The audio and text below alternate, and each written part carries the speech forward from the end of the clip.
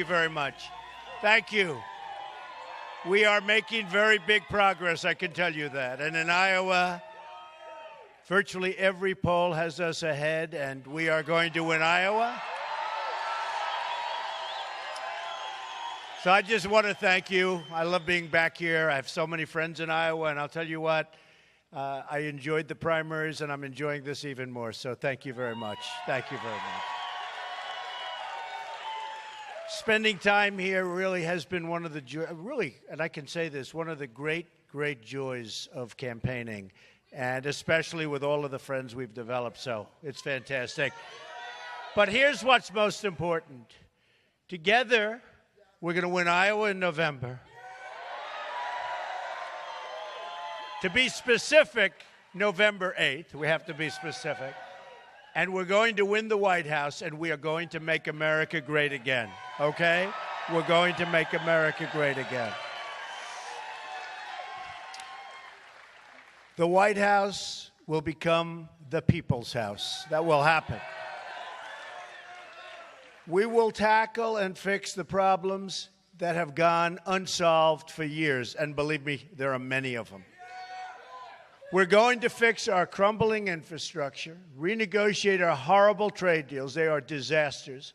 Free children from failing government schools, eliminate government waste, and create a fair, simple, and efficient tax code to add millions and millions of new jobs, which we need. Prosperity will rise, poverty will recede, and wages will finally begin to grow, and they will grow rapidly. They don't, I'll be very disappointed in myself, I will tell you. This is a campaign about big ideas designed to help everyday people. In recent days, we've rolled out one new policy idea after another on taxes, on school choice, so important, on foreign policy, on defeating terrorism, on rebuilding our military, on veterans' care, and unleashing American energy.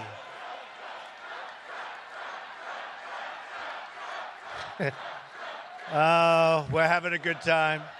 We're having a good time. Go ahead. Go ahead. There's always one.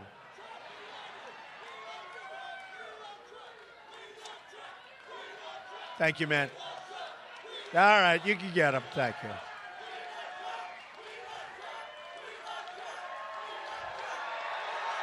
Thank you. Thank you very much. That's great. That's all right. Single person, they'll end up with more publicity than all of you put together. So we're going to unleash American energy. We're going to put those jobs back like you have not seen in your lifetimes, you have not seen before. By contrast, Hillary Clinton is running a policy-free campaign. She offers no ideas, no solutions, and only hatred and derision. It's true, you saw that. I'm running to be a president for all Americans, Democrat, Republican, Independent, everyone. Whether you vote for me, right?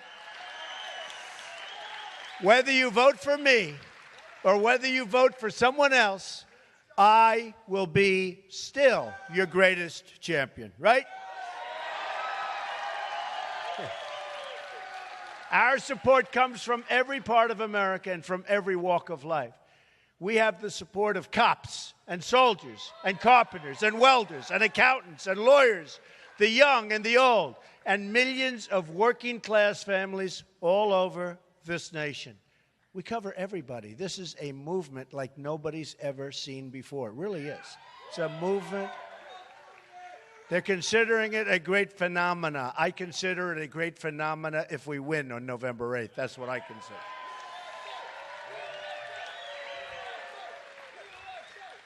While my opponent slanders you as deplorable and irredeemable, I call you hardworking American patriots who love your country and want a better future for all of our people. Her comments displayed the same sense of arrogance and entitlement that led her to violate federal law as Secretary of State, hide and delete her emails. I mean, think 33,000 emails, and that's just one batch. It's a lot of wedding talk. It's a lot of wedding talk. Put classified information in the reach of our enemies, lie to Congress, and sell government favors and access through the Clinton Foundation. It's this attitude of arrogance that explains why Hillary Clinton made 13 phones disappear, including with a hammer, so the FBI couldn't see them, and why she bleached her emails after a congressional subpoena. That's after the subpoena came. This isn't before. That's after the subpoena came. Now the people who destroyed the emails are all pleading the Fifth Amendment in front of Congress today. Have you seen what's going on in front of Congress? Fifth Amendment, Fifth Amendment, Fifth Amendment. Horrible. Horrible. And will anything happen? That's going to be the question. We'll find out. Anyone watching today's hearing in Congress knows that Hillary Clinton's actions are far more corrupt than we ever imagined. It's happened today. This is far bigger and a far bigger scandal than Watergate ever was. But with Watergate, we had justice. We had a Justice Department that went after the people. Here's something that just nobody's ever seen anything like this, folks. What we're witnessing is a first. We've never, ever seen anything like this. This is a scandal that threatens national security and that involves a multi-million-dollar pay-for-play scheme between the Secretary of State and her foundation. Whether it's her emails, her disasters in Iraq, Libya, and Syria, or her failures on the economy, of which it's been disastrous, Hillary Clinton lacks the judgment, temperament, and moral character to lead this country. She does. You know it. Everybody knows it. Everybody knows it.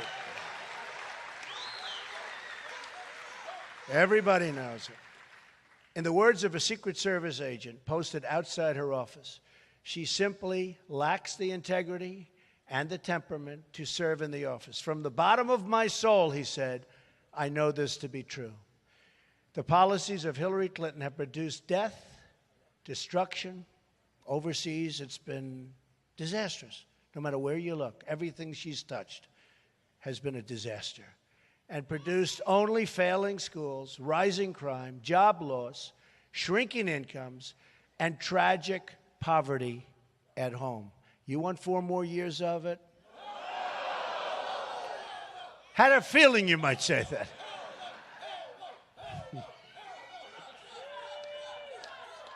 It's so sad. To see what's going on in our country is so sad. 1 in 5 American households do not have a single member in the labor force. Another 14 million people left the labor force since 2009, and the national debt has doubled to nearly $20 trillion during the Obama years. I'm running to reverse these policies and to create a future of prosperity for all Americans, all Americans.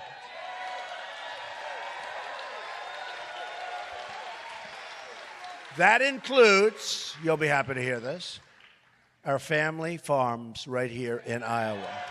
Family farms. The farmers are being left out in the cold. Family farms are the backbone of this country. We are going to end the EPA intrusion into your family homes and your family farms. We are going to protect the renewable fuel standard, corn-based ethanol, eliminate job-killing regulations like the Waters of the U.S. rule, and provide desperately needed tax relief. Our plan lowers the tax rate on family farms down to 15% from 35%. And you watch your farms grow, you watch businesses all over the country grow, you watch jobs come back. It'll be a beautiful thing.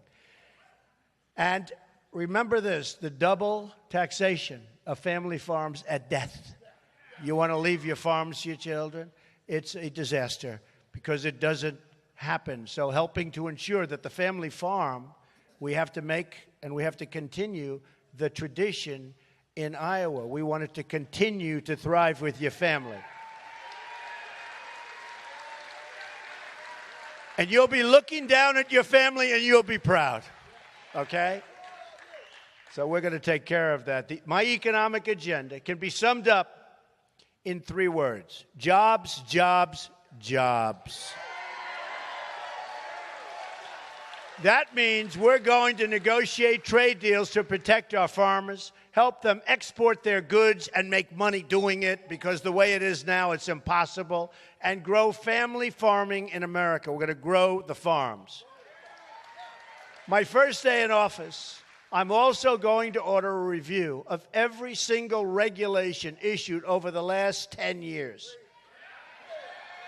All needless, job-killing regulations will be canceled. Millions and millions of new jobs will come pouring into our country. We're going to lift the restrictions on American energy, which means lower electricity prices for our farmers and 500,000 jobs a year at least, probably a number much higher than that. And that will just be the beginning. Also, on my first day, I'm going to ask Congress to send me a bill to immediately repeal and replace disastrous Obamacare.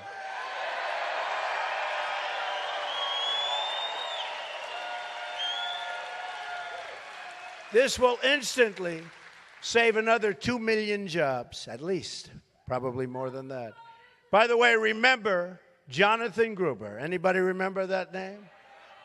People forgot a long time ago, but some people remember. I see that. Jonathan Gruber was the architect of Obamacare. And he said, remember, they got him, I guess, on a cell phone or somehow, but they got him. He said the lack of transparency was essential to passing the legislation. And then he talked about, like, and I quote, the stupidity of the American voter having to do with Obamacare. The stupidity, an exact quote, the stupidity of the American voter. And this is what we get. This is the hateful attitude of insiders like Mr. Gruber and Hillary Clinton. And the voters have had enough of this. On November 8th, we're taking back our country. November 8th. Another major reform is going to be school choice. And by the way, we're getting rid of Common Core. We're bringing it local. Bringing it local. Totally getting rid of Common Core. Common Core is a disaster. All you have to do is look at the rankings of schools and see that we pay the most per pupil. Not even close. And we're down on the bottom of the list. So can't do that. It's going to be a lot of changes, really good changes. I've outlined a plan to provide every disadvantaged child in America the freedom to choose the public, private, magnet, religious school of his or her choice. This will help lift millions of poor African American and Hispanic children out of poverty. The poverty is beyond belief. You don't think of it with this country. The poverty is beyond belief. It's time to break up the failed democratic control over our inner cities and provide real hope and opportunity to every single community in this nation. We have to bring everybody with us, everybody. Our policies on taxes, trade, regulations, and education will grow incomes, boost jobs, and reduce poverty for our African American and Hispanic communities. We have to do it. We have to bring these communities into a great system, and we have to bring these communities back. We have to do it. We need a new civil rights agenda for our time, one that promises safe neighborhoods, great education, and a secure job. Nearly 4 in 10 African American children live in poverty, including 45% of African American children under the age of 6, 45%. 58% of African American youth are not working. Violent crime rose in America's 50 largest cities last year. Homicides are up 50% in D.C. and more than 60% in Baltimore, and everywhere else they're through the roof. Over 3,000 people have been shot in Chicago since January 1st of this year. 3,000 people. There's a shooting on average every 2 hours. To those suffering and hurting, I say, what do you have to lose? I'll fix it. Vote for Donald Trump. I mean that. What do you have to lose? It can't get any worse. And I say this to the African American community. It can't get any worse. Can't get any worse. 40% poverty, 58% can't get jobs, youth. It can't get any worse. I'll fix it. Remember that. And Hillary just wants your vote, and then she'll say, see you in 4 years. Okay? Bye-bye. And you see what's happened with our inner cities where you can't walk down a street without being shot. And you see the crime and all of the problems. What do you have to lose? I will fix it. Believe me. I'll bring back millions of jobs, higher wages, and great schools. I will make your communities safe. Safety also means protecting our people from radical Islamic terrorism. Right?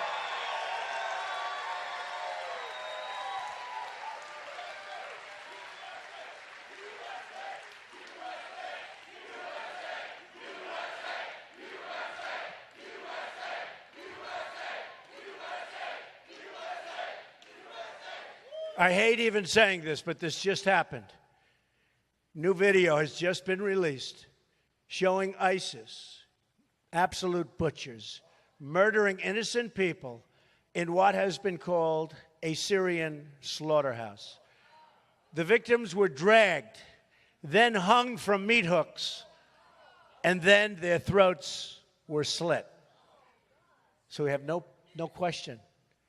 We've got to name the problem, which Hillary and as you know, President Obama, they won't do. We've got to name the problem, and we've got to solve the problem. We've got to solve the problem. This is an evil, sadistic, monstrous enemy, and we must keep these killers out of our country.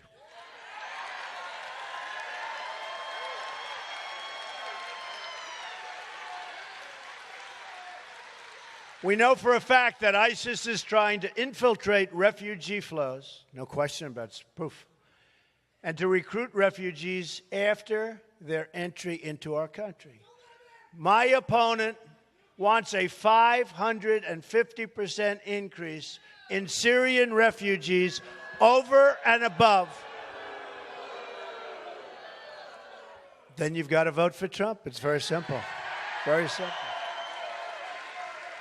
That's 550% increase over and above the Obama administration. Thousands and thousands wants 550% higher. We have no idea who these people are, where they come from.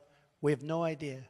We have no idea what we're getting into. We have no idea.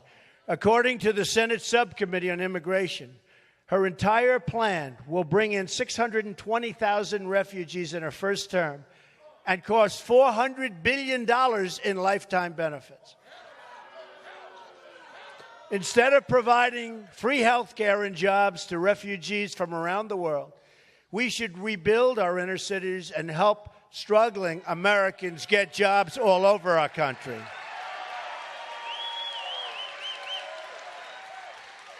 Now, we all have a heart. We all have a heart. And so I support totally construction of safe zones in the region. But we don't want to pay. We owe $20 trillion. $20 trillion. Nobody even knows what it means. $20 trillion. So what we're going to do is we're going to get the Gulf states to pay for it. We'll lead it. We'll get them to pay for it. They've got plenty of money. They just have nobody to ask them. You got to put up the money. Maybe tell them is a better statement. At the same time as we rebuild our military, we are going to get our allies to pay their fair share.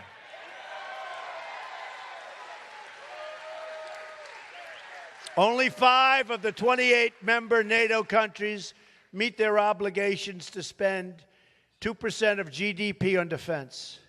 I will convene a summit of our European and Asian allies to make sure everyone is sharing in the burden of security.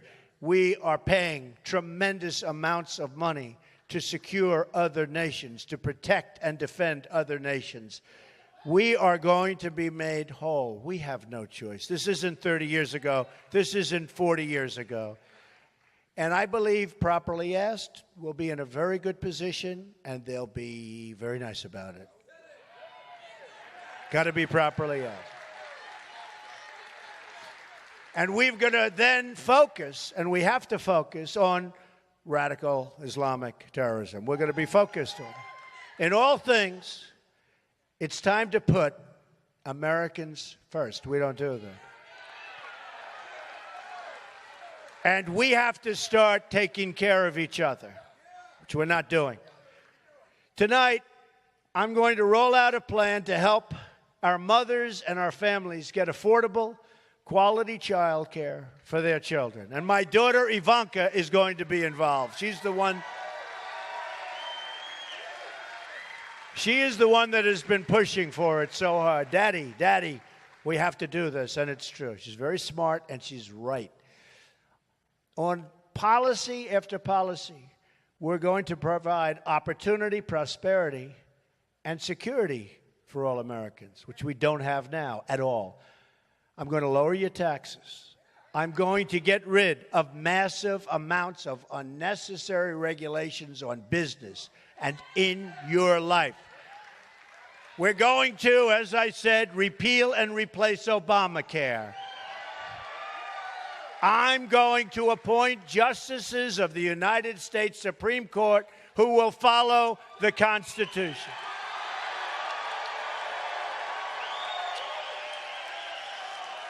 I'm going to rebuild our very depleted military and take care of our great vets for the first time. I'm going to save your Second Amendment, which is under siege.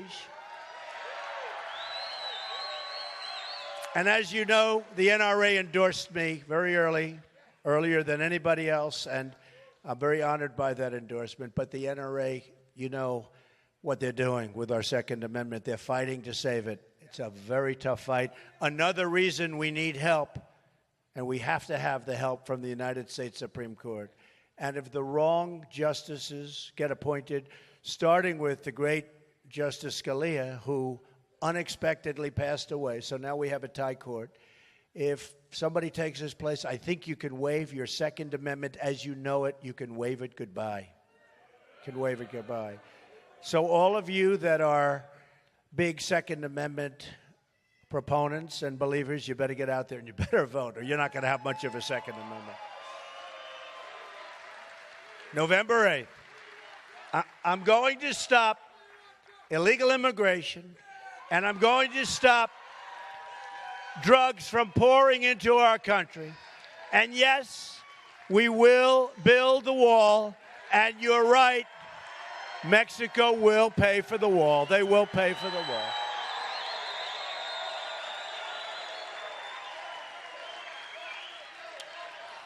We will build the wall, folks. We've got to stop the drugs from pouring in. We've got to build the wall. The endorsement of all of the Border Patrol agents, first time they've ever done that. They're endorsing a presidential candidate. They said, Mr. Trump, the wall is so necessary. It's a tool for them, another tool, but one of the most important ones. But they said to me, the wall is so important. And when I look at the drugs that pour in, they're poisoning our youth. You look at New Hampshire, you look at Pennsylvania, you look at Ohio, you look at all the states. One of the biggest things, and in some cases their single biggest problem, is the drug inflow, heroin. We're going to stop the drugs from poisoning our youth and plenty of other people. We will build the wall.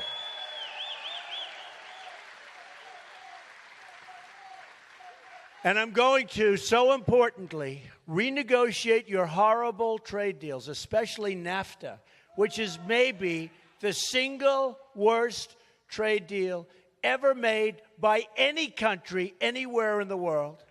It's just a one-way street. Right now, it's a one-way street for jobs being ripped out of our country. Leaving the United States, going to Mexico and other places. It's a one-way street. We're going to have a nice double-lane highway, but much of the stuff is going to be coming in the opposite direction, at least for a long while, till we can get ourselves even. And remember this, Bill Clinton signed NAFTA. So Bill Clinton signed the worst trade deal in the history of the world, folks. I mean, it's not like it's in the history of the world. There's never been a worse or a dumber deal for trade, including TPP, which is a disaster. But TPP, I don't believe, will be as bad as NAFTA. And as you know, Hillary Clinton totally wants to approve TPP. She said it's the gold standard. Then she heard a speech of mine, and she said, wow, I better say I'm going to reject it. But we all know that if she won, she would sign PP. As you know that, you know it. She'll sign the TPP. And if she signs it, it will be catastrophic for not only Iowa, for our country. So we can't let that happen. We can't let that happen. We, in negotiating deals, are going to do something very, very simple. We're going to put America, but we're going to put the American worker first. Very simple. It's very simple. It's a very simple thing. We don't think in terms of this country. It's almost like, I was thinking about it over the last couple of weeks in particular, it's almost like they want these other countries to do so well. I'm saying we are, because nobody can make deals that badly. But when you think about it, the reason they are bad is because of the donors, the special interests. In many cases, they own these countries that are leaving the country and ripping us, and we're going to stop it. And it's so easy to stop the globalists. And it's so easy to stop, and we're going to stop it. And I'll tell you another thing. Apple and our other major companies will start making their iPhones, their computers, and other products in the United States, not in China and not all over the world. Because we don't make things here like we used to anymore. We're going to start making things in our country. We're going to start having the jobs be jobs that are good for our country. We're going to rebuild our roads, our bridges, our tunnels, our highways, our airports, our schools, and our hospitals. American cars will travel the roads. American airplanes will soar the skies, and American ships will patrol the seas. We don't make ships. American steel will send new skyscrapers into the clouds, and American hands will rebuild this nation. And American energy, mined from American sources, will power our great nation.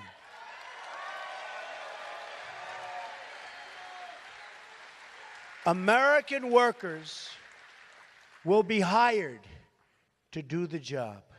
We will put new American metal into the spine of this country. American metal and American steel. I will fight for every neglected part of the nation, and I will fight to bring us all together as one American people, which we're not. We are so badly divided. Imagine what our country could accomplish if we started working together as one people under one God, saluting one American flag. One American flag.